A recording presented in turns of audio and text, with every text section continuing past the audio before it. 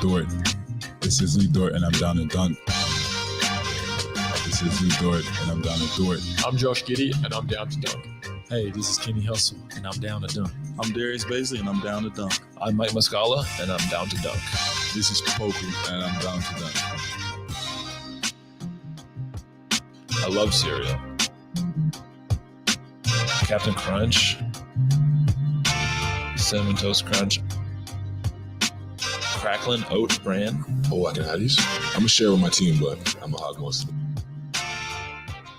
Welcome to Down to Dunk. I'm your host, Andrew Schlecht. We're part of the Athletic Podcast Network. With me, as always, on Wednesdays is my good friend, Alex Spears. Alex, what's up? What's up, Andrew? Trade season's upon us. Ooh, feels good. Feels real good. Hey, how you feeling about the levers? Are the levers any bigger to you today than they were last week? I mean, honestly, after that game against the Mavs on Monday, it really feels like Bays as starter is the lever. Because there's something...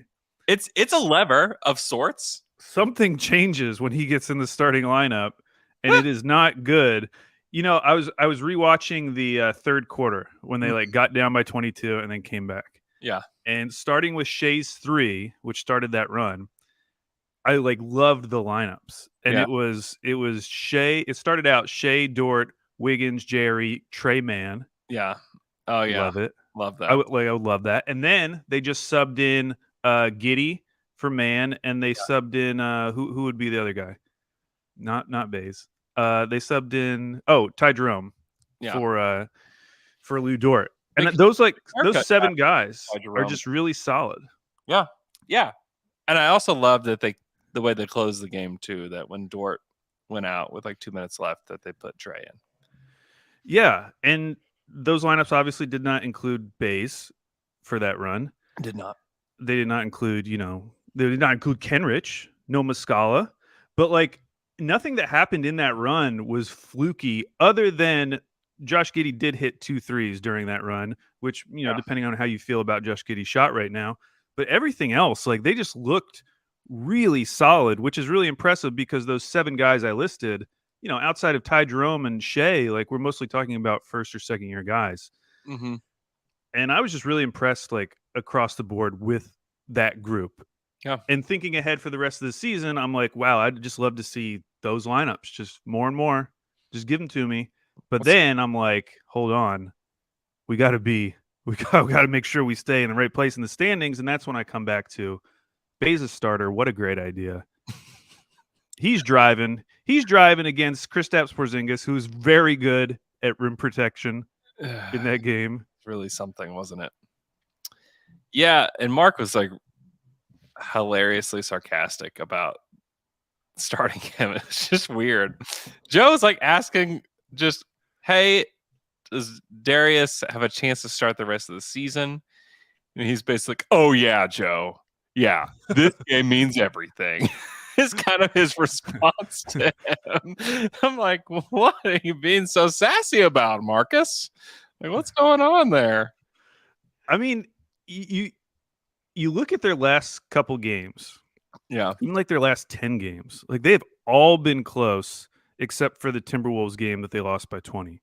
Yeah. But, 3 points to Mavs, 5 points to the Cavs. They beat the Nets, 4 points to the Wizards, 4 points to the Nuggets, 8 points to the Wolves. This team is playing super competitive right now, and that's all without Kenrich Williams. Now, they're not winning necessarily, so we're not freaking out about it. Yeah, they're definitely not winning. And I think if Kenrich plays, I think they win maybe half of those games. They probably do. But what I'm more worried about is, those upcoming games. We're playing Indy soon. We're playing 4 games against Portland soon. Yeah. At some point, if they keep playing this way, they will win games because they're playing well enough to win. Yeah. Portland's trying to upgrade. Did you see the little article on The Athletic today from Sam Amick and John Holland? Yeah, but from what I took away from that is that Miles Turner actually would be a very smart trade because he's hurt. And so it actually helped their tank, and he would come back next year. Yeah. No, but I do think that they're looking for other ways to upgrade too. I do. I have a feeling most of that will happen during this summer, just because I don't think any of their pieces are really getting you much. Yeah, probably true. It's probably. But I am interested to And they've see won what. some games recently too. The Blazers. Oh, have. I know, and they're not freaking out. Like if we were Blazers fans and felt the exact same way that we feel about like maximizing our odds, like we'd be absolutely freaking out right now, Losing it. Yeah. going crazy. And then I was listening to Danny Meringue's podcast, and Mhm. he's just not worried at all. And that's how we kind of felt last year, Yeah. like at a certain point. But it took so much for OKC to make up ground. Like they had to go, I forget what the stretch was. It was like 3-27 or something. Yeah. Some terrible record. They won one game out of like 22 games or something like that. Yeah. That's just really, that takes a lot of commitment. It was so bad. Or you have to have just like the absolute perfect mix of terrible chemistry like the Rockets did earlier in the season. Yeah. But like outside of that, you really have to try to be that bad. Yep. Pull the lever. And we'll see. We'll see if they're willing to do it, because those teams below us and including OKC, they're willing to do it. Oh yeah. Yeah. They're willing to yank them levers. They will. They'll do it. I'm curious to see if OKC will pull any levers here. I don't know if it. I just don't know. Do you think it's necessary? I do. Okay. In order to stay at 4, I think that it's probably necessary. Yeah. Because I do think that Indiana, God, that team sucks, man. I was watching them against the Clippers the other day, and it was just, I mean, my head is just in my hands half of the game, just like, come on. Like, what are you doing? You have more talent than this Clippers team does. What is going on here? Like, they're a disaster. When does Carlisle get some blame? I mean, it's that thing. It's the same stuff that's going on with Vogel right now. Like, it's roster construction stuff mostly. But I do think that Vogel deserves, or not Vogel. Vogel doesn't deserve any blame in my book, but Carlisle probably does, because he's not making this team better. That's for sure. They're a lot worse. A lot worse than they were. I know, and you think about how dysfunctional they were last season, right? And how it was seen as like this anomaly for this well-run small market organization to have this weird season where like they bring in this hot name coach and it just doesn't work out, and they're having blowups on the sideline. Like people are actually talking about the Pacers because there's just drama for the first time. Yeah. And then to go from that to this, I mean, I'm sure their expectations coming in were like, this is, we barely have to think about it. Just put the team on cruise control. We're bringing in Carlisle. This is great. And to go through this, now the thing that excites me though is, did you see the Sacramento Bee? Yeah. Published an article this morning that says that the Kings are including De'Aaron Fox in their discussions with Indiana for Sabonis. Yeah. Which, like, who cares either way? Like, I don't really care about those teams. But if Indiana did get De'Aaron Fox, you could imagine them being a little bit better. Yeah. Not that I like love Fox or anything, but just the fact that they wouldn't be trading Sabonis for a picks package. Like they're if they trade him, it's going to be for a solid player. Mm-hmm. And the same is probably true with Miles Turner, although his injury makes everything a little weird. Yeah. But that's why I just haven't given up total hope on the Pacers yet, because I still feel like they will try to win. Yeah, they will. Yeah, they're not going to bottom out. Like that's just not in their DNA to bottom out. And yesterday on Tampering, which is on the Athletic NBA show, Sam Amick said, who's the most plugged into the Kings, probably the most plugged in guy to the Kings, period. He said the Kings he would be shocked if they did not do something big at the deadline. So they're poised to do something. So whether it be, another rumor out there is that they're willing to take on Tobias Harris in a Ben Simmons deal. I know. Which, good luck on you, Kings. Like, go for it, And then if you're, what do you think about that for Philly? Because it would probably be Heald, Barnes, and Fox. Yeah, if it wasn't, well, first of all, how crazy is it that a few months ago in the summer, coming off of last season, people were throwing out the idea of a Simmons for Fox swap, but doing it in a way it's like, the Kings probably aren't going to do that because Fox has way more value than Simmons. And the Kings probably agreed with that, and all the Kings fans would have agreed with that. And now they're at the point where they're including Fox and taking back Tobias Harris. Mhm. Like, just the asset management of like selling at a player's absolute low. So Kings. It'd But be the problem so is the pressure of stupid. ownership. This is where like ownership matters so much, because like if the Thunder had a bad owner and they saw all this stuff going on and they're like, hey, listen, why don't you take some of the picks that we have? Look how close we are to the play-in. Let's get in because I'd like to get, the gate money. Right. Yeah. So let's do that because this team is obviously pretty good. Why don't you play Mike Muscala more? Why don't you play Kenrich Williams more? Why don't you sit Poku and Darius Baisley down? Let's go get a forward and let's make a push. That's the kind of stuff that's going on behind the scenes in places like Indiana and in Sacramento, where they're like, yeah, like you have to make the play-in. Like it's play-in or nothing for the Kings, or else probably like everybody's getting fired. Like you're all gone, So it's crazy. It will make the trade deadline more fun. It'll make a Ben Simmons trade more possible, I guess. I think Harrison Barnes is probably a better fit than Tobias Harris is because he'll take more threes. And then Buddy Hield is obviously a guy that's been one of like the better 3-point shooters in NBA history. Now, can they get him to defend enough for him to stay on the court in the playoffs? Like, I don't know. And then Fox, you just basically get to add Fox just right on top of what they're doing. You get to add the Kings. You get to sprinkle some Kings on your team that you want to be a contender. Is that fair to those guys? I don't know. They've been there a while. I say it might be fair for Fox. It might. We've seen Barnes succeed. Yeah, but we've never seen them play with anybody like Joel Embiid, who is legitimately probably one of the best 3 players in the league. He'll played with AD in New Orleans. I don't know. If Philly got Halliburton and those 2 guys, Hield and Barnes, yeah, I think I'd feel better about it just because I still think that there's some ceiling potential with Halliburton. Yeah. Because we've seen the way he played when De'Aaron Fox was out this season. He was racking up double-digit assists every night, which is not what I was anticipating for Tyrese Halliburton to look like as a lead guard. So that excites me more than the fit with Tyrese Maxey and De'Aaron Fox. I agree. Because that fit, like, you really are betting that Maxey's shooting is real and you're betting that Fox's shooting is going to come back. Mm-hmm.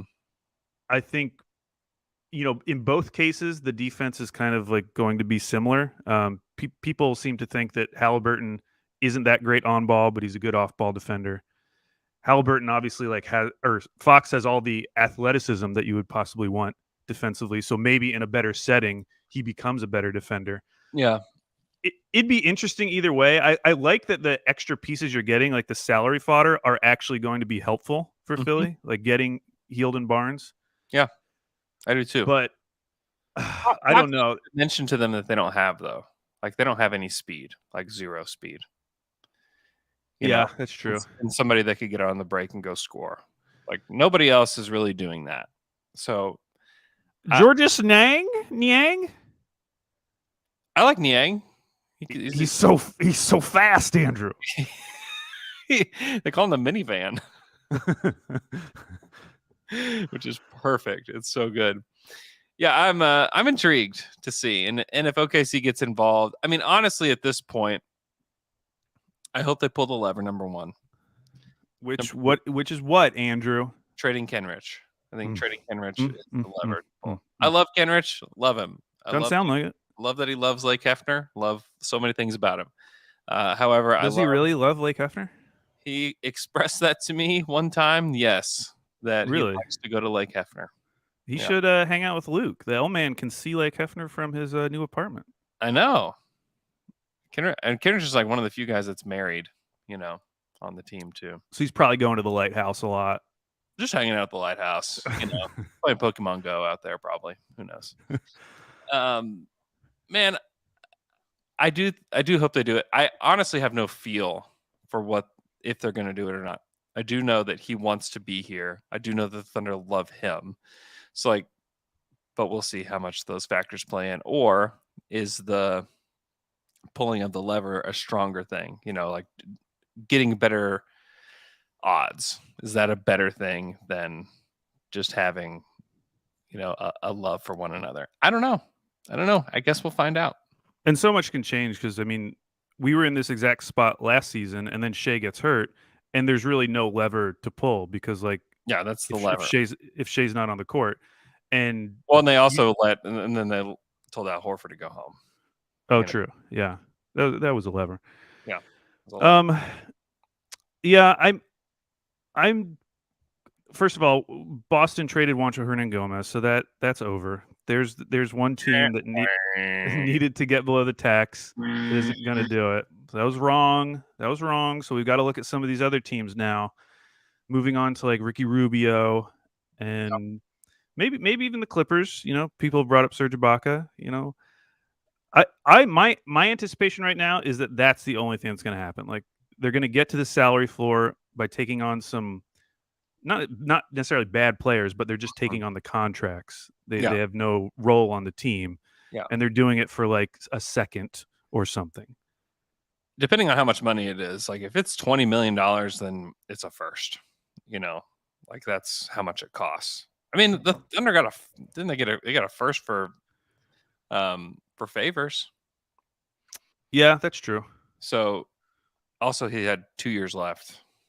So they could get a first or a young player in a deal to take on some money. Yeah, I kind of expect that. I don't expect there to be fireworks on the Thunder side. I expect for it to be kind of business as usual. And I think the fireworks will be teams that are currently in the tank race. Which ones are going all in on making the play-in versus which ones are dropping out. And looking at the teams above us, there's been no indication that any of those teams are quote unquote dropping out. None of those teams are just ready to throw in the towel and tank. The Pacers, any of the deals that we've heard about, even the deal that was proposed for Miles Turner that was going to Dallas for Jalen Brunson. Yeah, that's still a good player they're bringing back. Yeah, who could potentially help them this season. The Pelicans, you've heard that they wanted to use the trade exception that was made by the Steven Adams deal. Yep. They're still in buyer mode because they're hanging around enough where if Zion ever did come back, they would probably be the favorite to make the play-in. Yeah. And then the Spurs, they traded Bryn Forbes, but I don't really think that's going to materially change anything on the court for them that much. No. I mean, I was reading Spurs Reddit last night, and they were basically saying this is all just to get Josh Primo minutes. That's Primo's been good. What it's about. He's been closing games for them and has played well. And he's a better defender than Bryn is. He's more athletic. He's got a little bit more shake with his dribble too. So it's a kind of a nothing deal, honestly. The whole thing was a nothing deal last night. Right. And then we've already talked about the Kings. We know the Hawks are aggressively trying to get better. And that's when you get to the Blazers, who, of those teams, they're still the most likely to tank. And so for them to win these games up front is just really good for OKC because now they have they have a 4-game gap in the loss column. Yeah. Oh, it's very good. It's very good. I was afraid a week and a half ago. It's oh no, the Blazers are going to be there, and now they're 18-25. So that's good. That's a good spot to be in because and OKC's, we've talked about it. Their upcoming stretch is the most important, of the season, where they have San Antonio, Charlotte, Cleveland, Chicago, Indy, Portland, Dallas, Portland, Sacramento.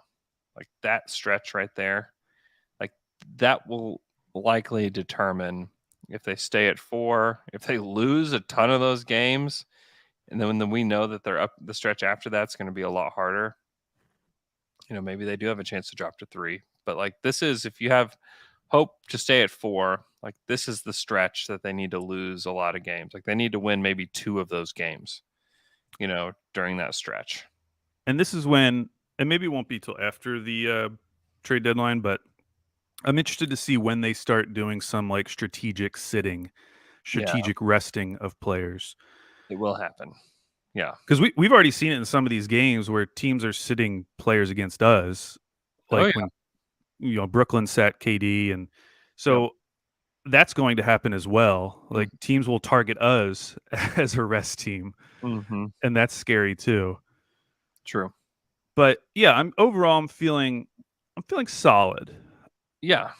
With the caveat that again, they've been very competitive over these last 2 weeks without Kenrich Williams. If you add him back in, they're winning a lot of these games. Mm-hmm.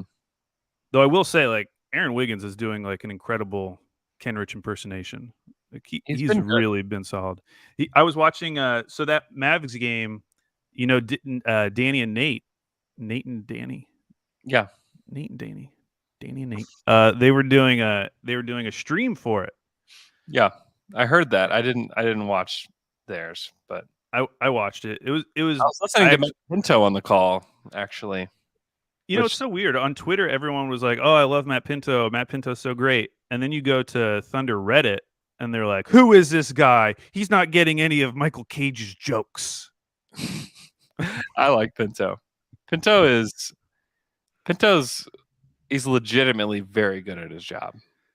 He is. Yeah. He's very like no frills, no BS. Like, and he gets pissed off like a lot during the games, which is it's just fun. Where Chris Fisher is just like just going, like he's just kind of one of the more benign play-by-play guys in the NBA.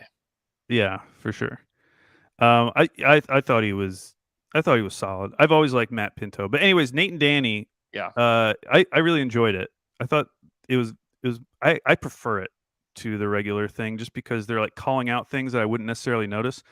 But there was a play, and it was probably in like the fourth quarter, where it was kind of like a broken play. Josh had gotten into the paint, but he didn't really have a lot of options, and he threw it to Aaron Wiggins, who was inside the three-point line, but took steps back and perfectly positioned himself for a three-pointer as he's catching the ball, and then hit a corner three.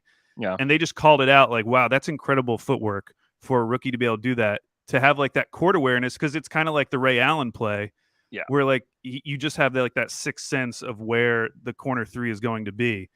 And it obviously wasn't that dramatic, but it was just like a really cool skill that they pointed out that I might have not noticed otherwise.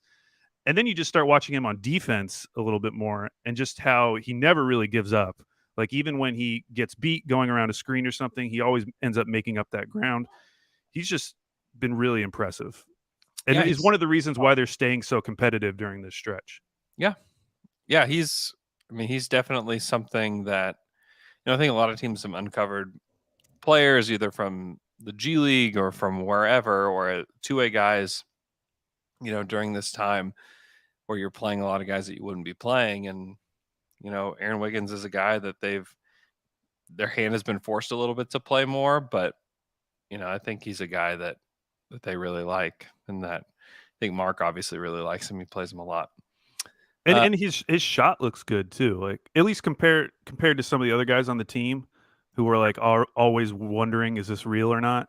Like Wiggins, just the way his shot looks, it's very believable. Yeah. Yeah. I like him. What does he look like in year 2 is what I would like to see. Like how real is it? Because we've seen like low usage guys do some stuff in OKC before. Let's see how like sustainable it is with Wiggins. Because if who's the Debbie Downer now, Dunkers? Who's the Debbie Downer now? If he can do this, then he's like a legitimate player in the NBA. But you know what I mean? Like we've seen this kind of stuff before from guys.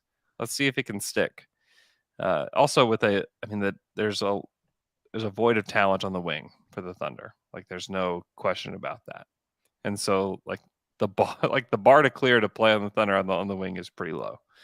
But I have liked what I've seen from him so far.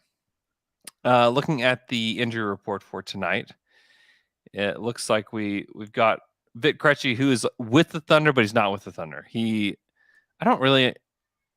They're basically bringing him up to do some kind of like clerical work on Vit. I don't really know, but They're making him do clerical work? he's sitting behind a desk right now. Okay. Oh no, Um, Vit.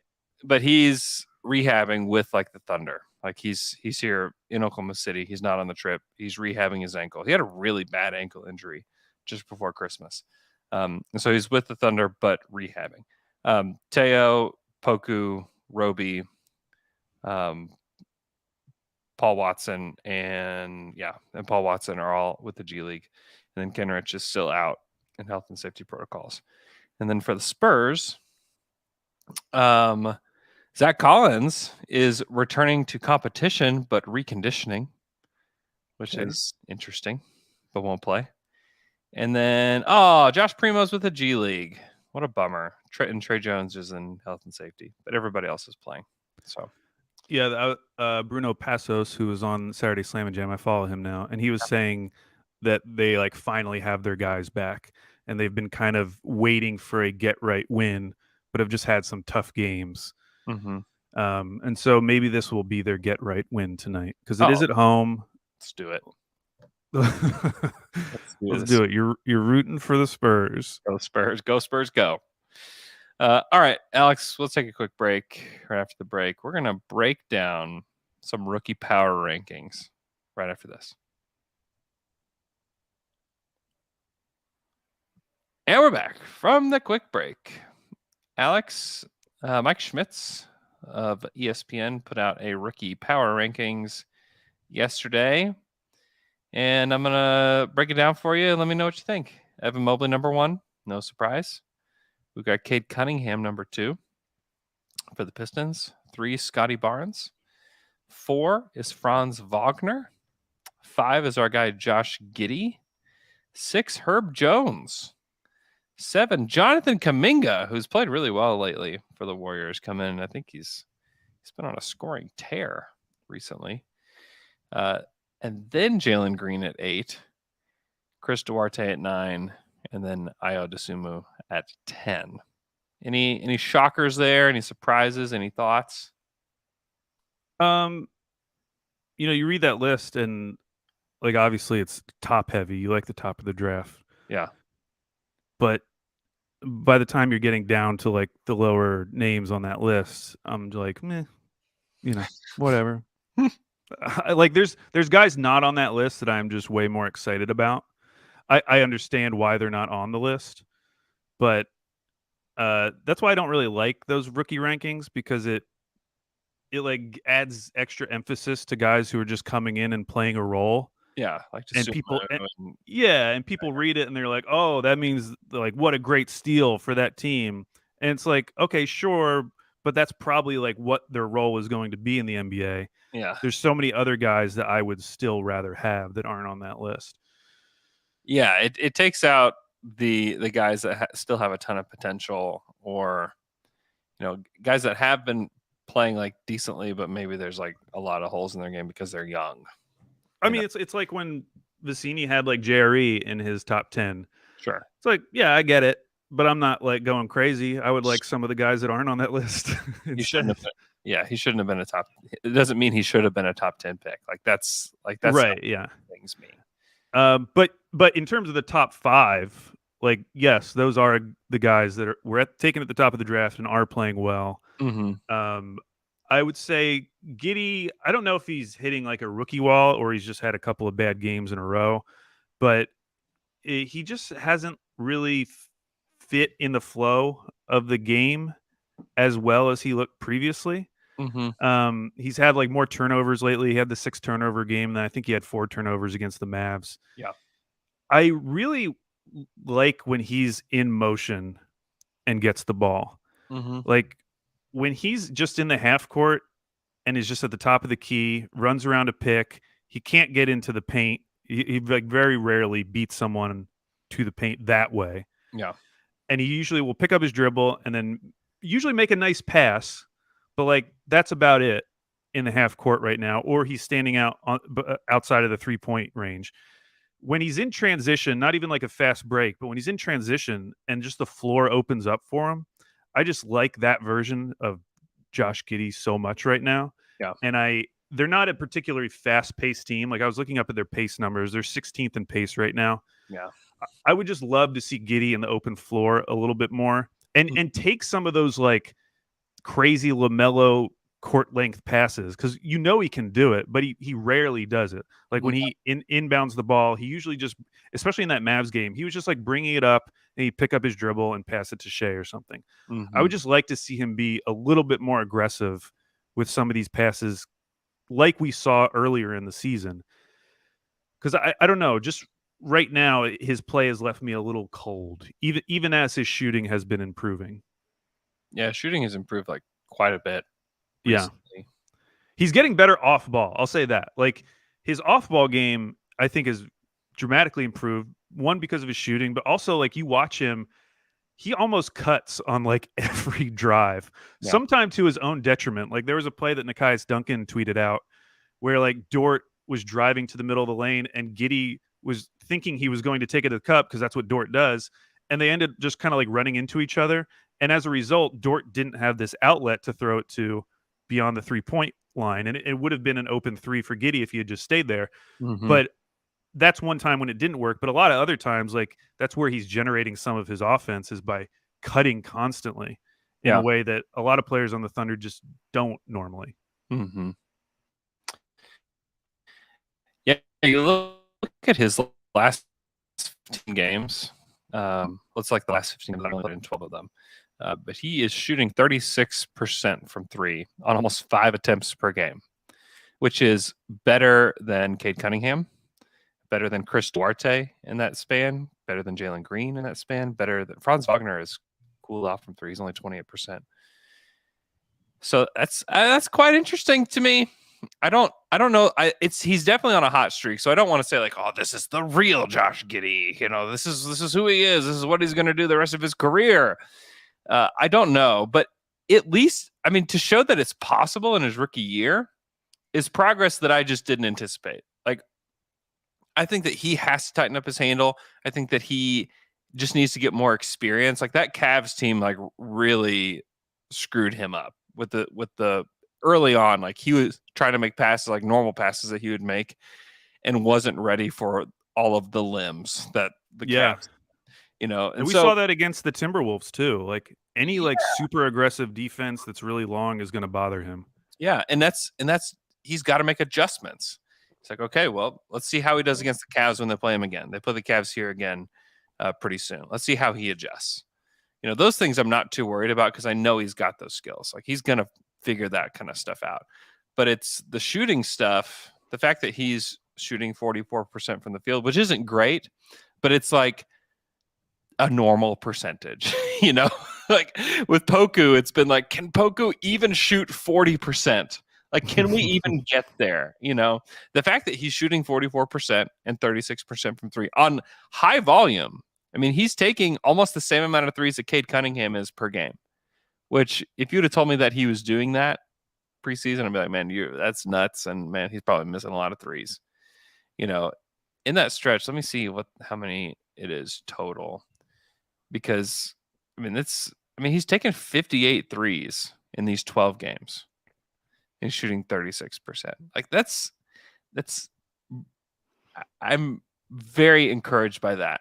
Very, very encouraged by that, because I do think that the handle and the passing and the rebounding, like all that stuff, I think will continue to translate. He's going to get better. He's going to get stronger. He's going to get more experience.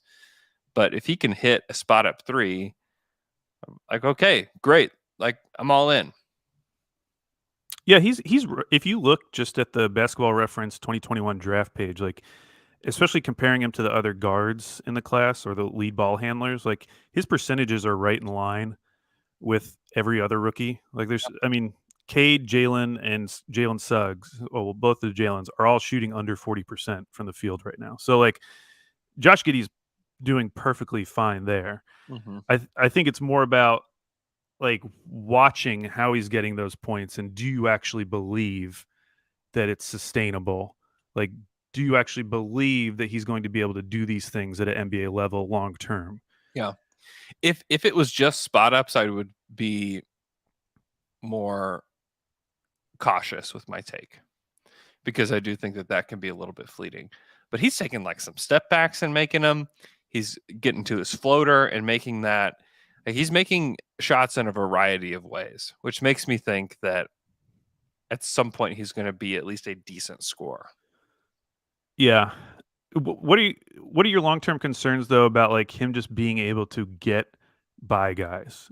Because like it happens rarely where it's just him and another guy. Like so often, like he looks like he's being aggressive in terms of like how he's dribbling, but defenders swallow him up so easily when he's trying to drive one-on-one. Yeah. I mean, he's going to have to figure out a different way. You know, Maybe it's strength. Like maybe he just gets stronger and then he can just bully guys, because that's probably more likely to happen than him suddenly like developing a crazy handle and like crossing guys up. Yeah, I don't expect that to be a part of his game. I think he'll use strength, and I also think if the Thunder get a good player in this next draft, it's just going to make life so much easier for them, because he knows how to use passing as a way to gain an advantage. And so if he has like a good rim roller or just a good scorer to play pick and pop with, or whatever they get in the draft, they're going to add a big piece no matter what. I just think that adding somebody else that has any sort of gravity is going to help him so much and help Shea so much, because right now it's those two, and teams are still kind of just being like, all right, Lou Dort, do whatever you want. You know, like if we're going to lose this game to Lou Dort, like, you know, God bless him. You know, like that's kind of the way that teams are operating with the Thunder. It's like, we cannot let Shea get his, we cannot let Josh get his, but we're going to let Lou kind of go nuts. And if he does, then, you know, we lost. And so if you add one more piece to it, I don't care who you say who's in the top 5 or 6 in this draft. Like, there's going to be guys that can really score the basketball, and they're going to, you know, take some attention away from these guys. And I think that that's what those two need, is like somebody else on the roster to care about. And once they get more guys to care about, I think that it will open up things for them naturally. And I just think, like you said, he's going to get stronger. He's going to get more experience. He is obviously one of the smarter guys on the floor almost every night with the way that he plays. It's just the fact that he can get shots off, and the way that he has with like the lack of athleticism, like says a lot to me as to what he could potentially be. Like, his ceiling is a lot higher than I thought it was going to be going into this season. So, and you talked about having like someone who people actually guard. Like, that's why I would love if like Trey Mann had Lou Dort shot profile, like, or had that kind of usage where he could be the one taking like 6-7 threes per game. Yeah. Because even if it was a little rough at the start, you could imagine a scenario where by the end of the season, Trey Mann has become like a pretty deadly spot up shooter for OKC. Yeah. And it just doesn't feel like we were getting there fast enough. And I would just like to see him taking like 4 threes per game, every single game. Yeah. Yeah, I would too. It certainly feels like there's just no way that's going to happen. You know, in that same, I think he's played 10 games. In 10 games, he's taken 31 threes. He's only hit 8 of them, shooting 25%. Yeah. His shot's better than that. Like, it just is like flat out better than that. Like, he's one of the guys, like, I look at Cade's 3-point stats or Jalen Green's 3-point stats. Like, yeah, they're terrible right now, but like, I believe in those guys' shot. And like, you want them to keep taking them, obviously. And I feel the same way about Trey. Like, I don't really care what the percentage is, because if he's going to be good in the NBA, it's going to be because of that. Like, he's going to become like a 38% plus 3-point shooter. Mm-hmm. Yeah. And so I would just want him taking those shots. I'm actually impressed that he's taken. So that's 3.1 attempts per game. You said 31 in his last 10 games. Mm-hmm. So maybe he is getting there. Yeah. He's just missing them all. Just missing a lot. Yeah. Yeah, I mean, let me look at what these guys are on the season, because I mean the 15-game sample size, like it's significant. But it just shows that like these guys are actually improving in spots. Yeah, I mean, Giddey on the season is only 28% from 3, 40% from the field. But you look at the other like high volume guys, like Jalen Green, 6 attempts, 30%, like not that much higher. Cade Cunningham's only 32% on the season. Even Duarte's cooled off a ton. He's at 34% on the season, which has been part of Indiana not keeping their head above water, is that he is, a guy they really relied on, at the beginning of the season. It's really so insane. All the high volume guys just aren't shooting well from 3. Like Zaire Williams has taken 3 attempts per game, 27%. Davion Mitchell's 29% from 3. Jalen Suggs, man, he's just really struggled. 25% on 4.5 attempts per game this year. Yeah, that's brutal. They like did not stand a chance against Portland of all teams. They're got, like, demolished. They're hopeless this year. Like absolutely hopeless. Now there have been some Thunder fans calling for some renewed Bamba interest, Andrew. Yeah, Bamba is available. Is that right? You interested? I'm not interested. No. What about for Onyeka Okongwu? Yeah, definitely Okongwu, but they're not trading Okongwu, right? I would assume no, but they seem to be open to anything right now. What's the deal? I think it would take a lot. I think it would take like Dort, Kenrich, and a pick for them to even like be interested. Oh my!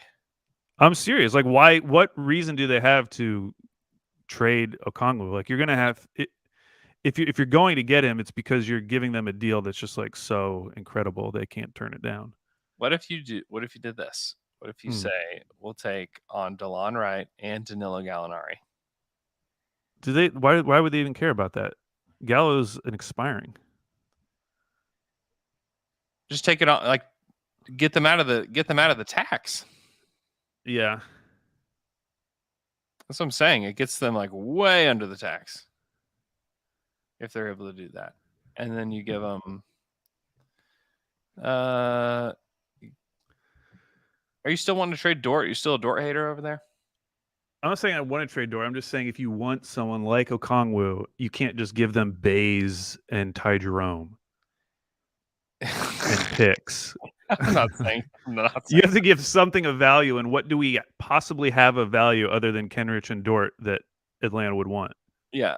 Kenrich, Favors, a first. No, Favors is bad. Favors is bad money. That's another $10 million next year. An Atlanta boy. No, they do not want Derek Favors. They don't want their Georgia Tech man back? No, they don't want their Georgia Tech man. Oh, that's just a shame. That's really sad. I'm telling you, it would take Dort and Kenrich because you're not getting it for Kenrich and picks. So you'd have to give Dort plus Kenrich plus picks. Even if you take on Gallo and DeLon Wright? No. I don't think they have not been the team that you've heard about, like, oh, they're trying to get under the cap. They're really worried about their luxury tax payments. That hasn't been them. It could be. We just don't know. We don't know everything. We could get them freaked out about their money situation. Yeah, we call them. We just get them real freaked out about money, and the stock market's about to crash, and everything's going to go to hell. Everybody, you guys got to get these guys out of here. But I would. I mean, would I trade Dort and Kenrich for Onyeka Okongwu? Probably not. If this draft didn't have so many good big guys, then I would consider it. But yeah, that's kind of the problem with any. Because somebody sent me a message about Miles Turner, and the pitch was he's injured this year, so he like actually helps your tank. Yeah, and then you come back next year and you have a 26-year-old center that's a shooter, good rim protector, all that. Like you can kind of see the logic, but again, it comes back to the draft. It's like, okay, but then what if you get the first pick and like this team loves Chet Holmgren? Like now all of a sudden, like Miles Turner's an expiring and he's probably just going to leave the next summer. And I kind of feel the same way as you do about Okongwu, where like I would love to have him, but at the same time, depending on who we got in the draft, like it might complicate that. Maybe it wouldn't because like Jabari Smith obviously could play with him. Mm-hmm. Paolo could play with him, so maybe it's not that big of a deal. Maybe I shouldn't even. I mean, if you can get a good young player, you should probably just do it. Who cares? Yeah, probably. Yeah, I like Okongwu. I think he's really good. Because that small ball lineup, again, going back to the Mavs game in the third quarter, you replace JRE with Okongwu as like your small ball center because he's only 6'8", but he plays bigger than that. Mm-hmm. Like that is really fun. Now he can't shoot. No. So that's another non-shooter you'd be adding to the team. So then the need for shooting becomes even more desperate. What would the Thunder give up that the Pacers would want in a Turner trade? That the Pacers would want? Yeah. I mean, obviously, if they want picks, we got whatever you need. I mean, they'd probably love Kenrich, but that they have to get something better than that for Miles Turner, right? I don't know. Maybe. I mean, Kenrich and a pick, and also you save money. Yeah, because the Down to Dunker who tweeted at me was making the case like even if it doesn't work out, he would still have value next year, Yeah. whether it be at the trade deadline or whatever. I think it just depends on what they see as their goal for next year. Like obviously, if you wanted to win, if you wanted to get to 40 wins, like Miles Turner is a great way to do that. Yeah, because all of a sudden that starting lineup would look pretty impressive. Yeah, depending on who they slotted in at the 4. Yeah, the problem is that it's just not time. If this were next year, if we were like to fast forward a year from now, and like maybe then you deal for Miles Turner, but then you don't because he's going to be he's an expiring then. So yeah, I just but don't. if you did get a mandate, Andrew, from your owner, said this team better be good next year, that would be one way to do it.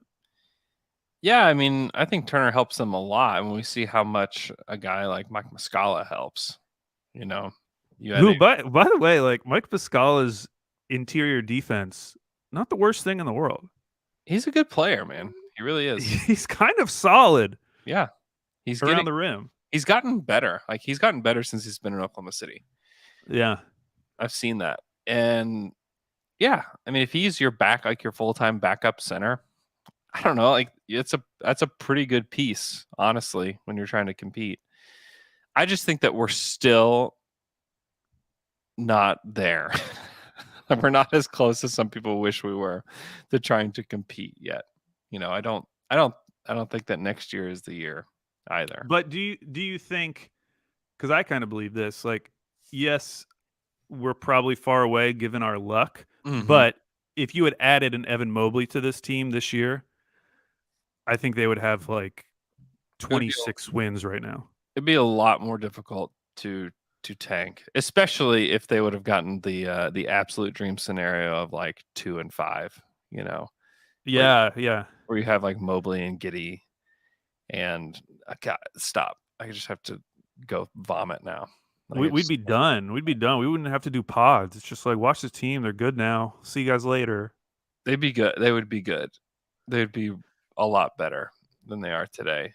And maybe you're getting, I don't know, they probably don't make the play-in, but maybe they get like the 10th pick in this draft, you know?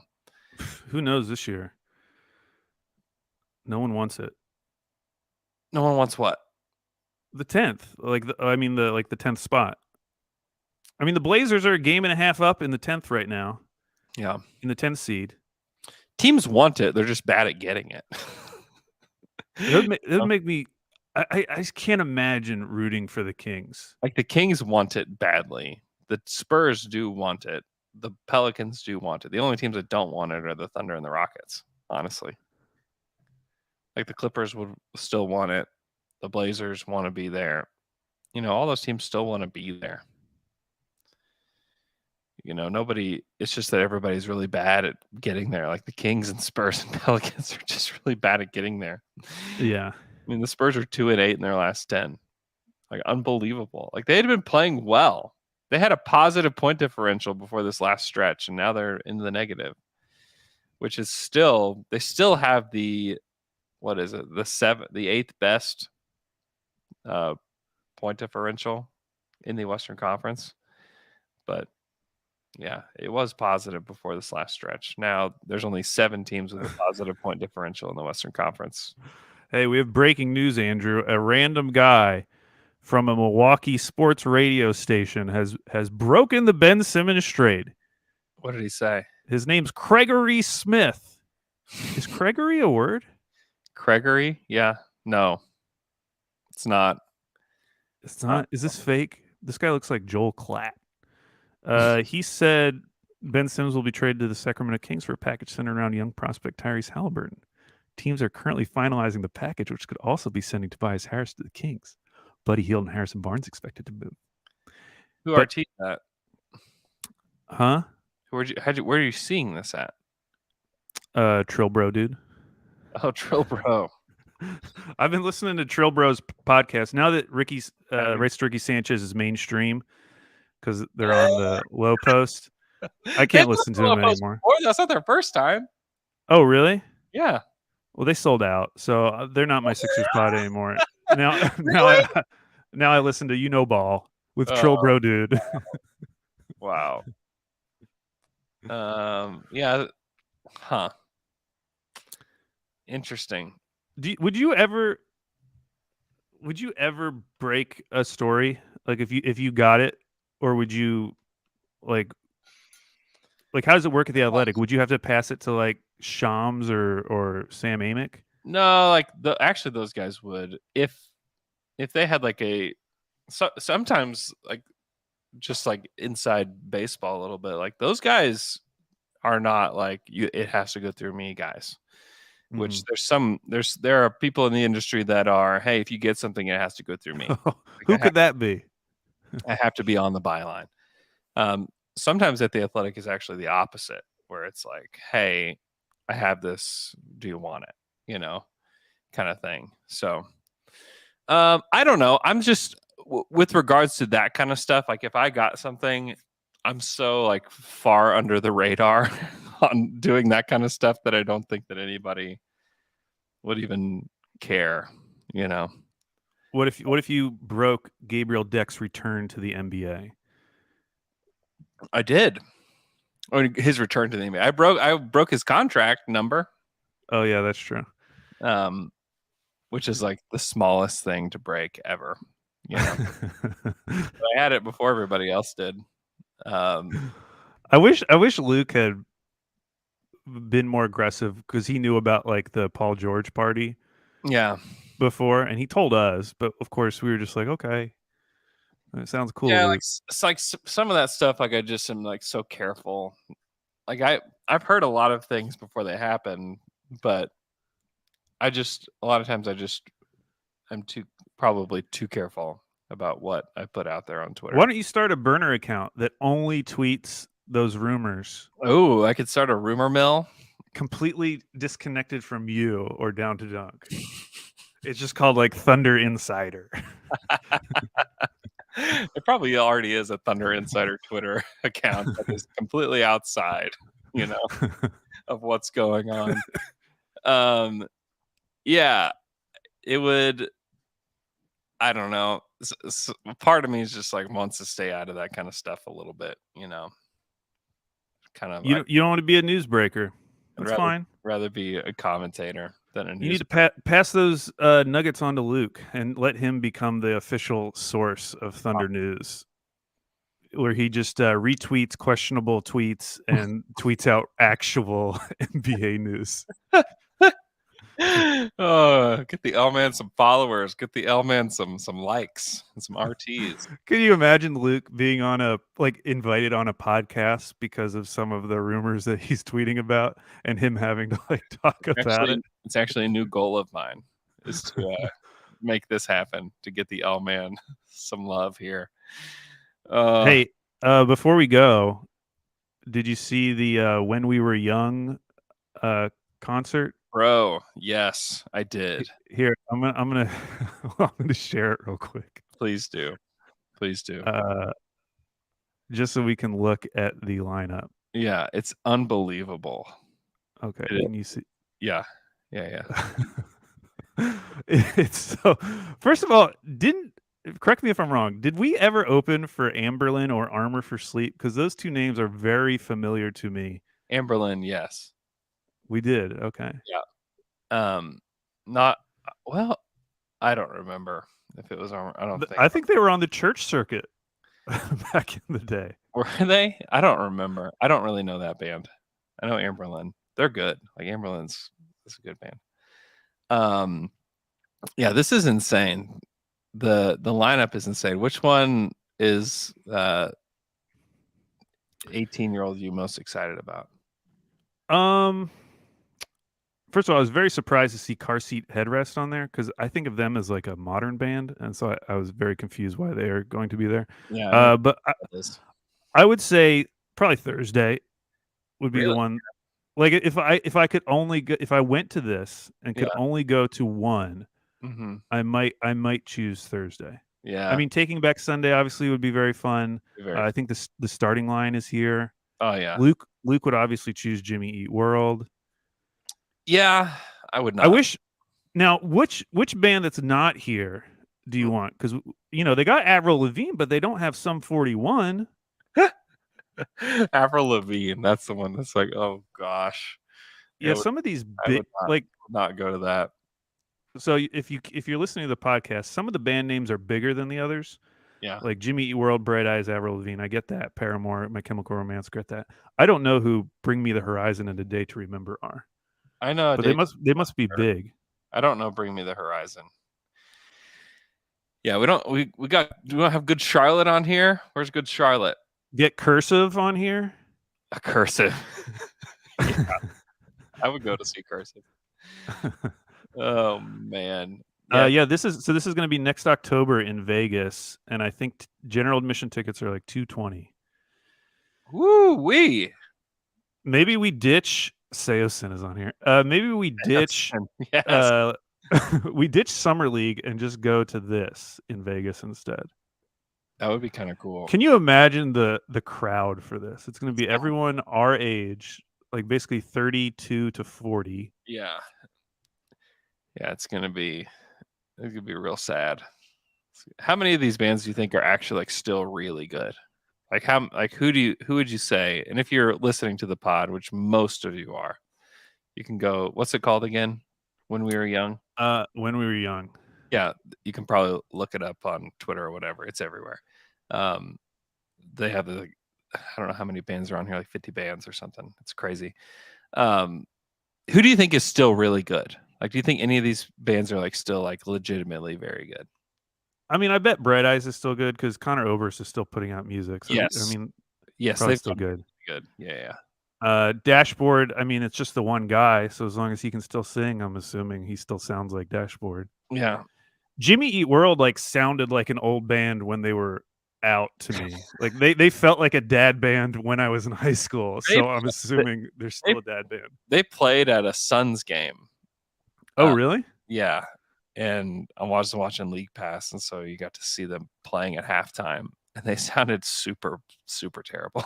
Oh, really? I could see Thursday sounding awful. I could see them. Yes, I could see them. Like The Used might be horrific. Yeah. Like it's such a difference from like when we were in high school and these people were screaming to now being like 40 years old and still having to scream and hit those screaming notes. I know that's the screamo bands are the ones I'm most worried about, to be honest. Like not worried about Bright Eyes, like they're like, but I am quite worried about screamo only bands here. But yeah, this is gonna be I mean, I would pay-per-view this, like stay at my house and just watch it. It's almost too much, honestly. It's too much. How do you see all the bands? Oh, how do you do it? Oh man. Yeah. It's like going to Warped Tour. Do you ever go to Warped Tour? No. When I was younger, I thought it was a dream of mine. Yeah. And then the period to when it was a dream to when it was like something I was not interested in all was like 6 months. So it was a very brief period of time when I was interested in going to Warped Tour, and it passed quickly. I've been. It was really fun. It was really cool.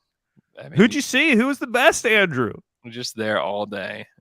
Gosh, I'd have to look back at the lineup and see who were. I can't remember who the headliners were. You could literally name any band because they were probably there. It's probably this lineup.